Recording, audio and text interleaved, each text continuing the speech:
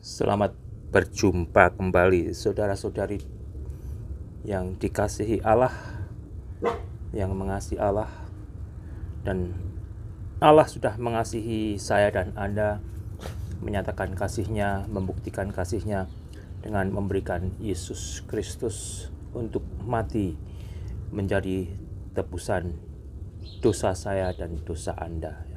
Mudah-mudahan Anda yang mendengar sudah menerima pengampunan Allah atas dosa-dosa Anda di dalam penebusan Yesus Kristus. Karena itulah jalan keselamatan yang Allah sudah berikan kepada manusia. Saya pagi ini saudara mau membaca dari Yakobus pasal yang kedua ayat 14. Yakobus kedua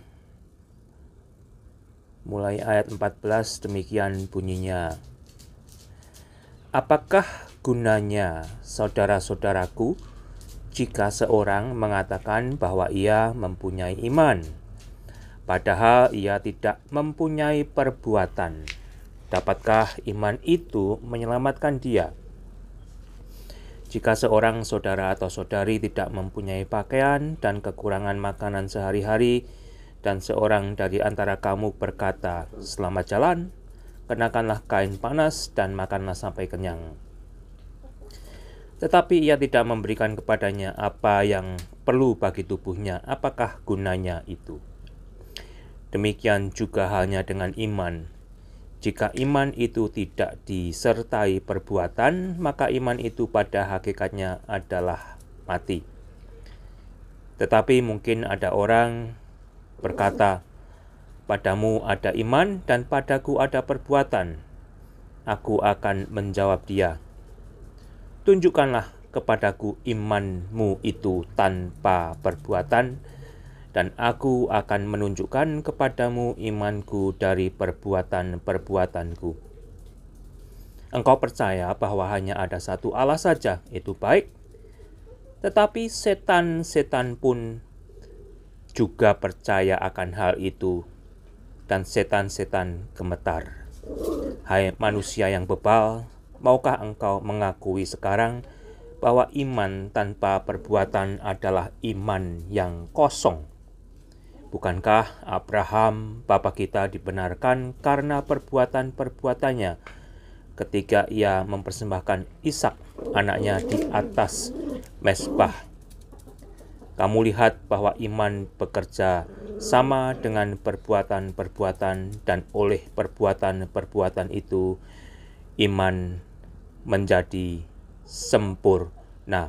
Dengan jalan demikian genaplah nas yang mengatakan, "Lalu percayalah Abraham kepada Allah, maka Allah memperhitungkan hal itu kepadanya sebagai kebenaran. Karena itu Abraham disebut sahabat Allah." Jadi kamu lihat bahwa manusia dibenarkan karena perbuatan-perbuatannya dan bukan hanya karena iman.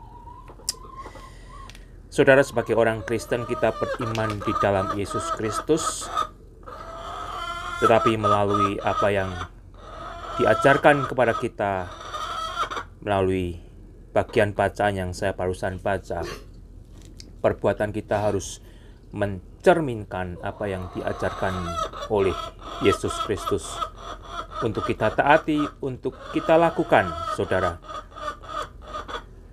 Atau kalau tidak, itu semua hanya menunjukkan kekosongan pada iman saya dan iman Anda.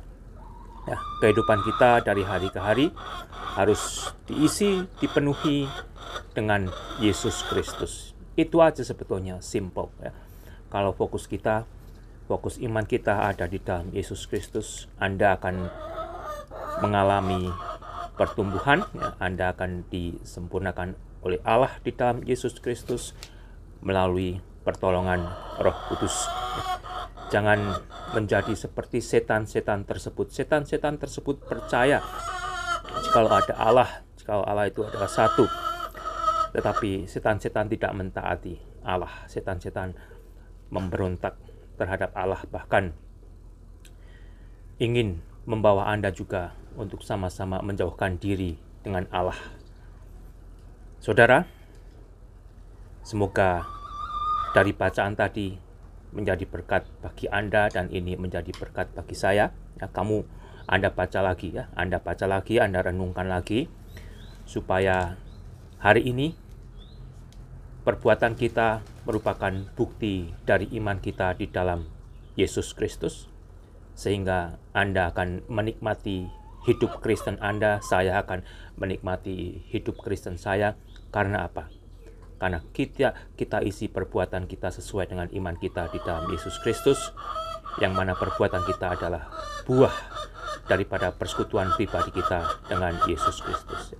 Tuhan Yesus memberkati Anda dan jadilah diri Anda untuk menjadi berkat bagi kemuliaan Tuhan. Amin.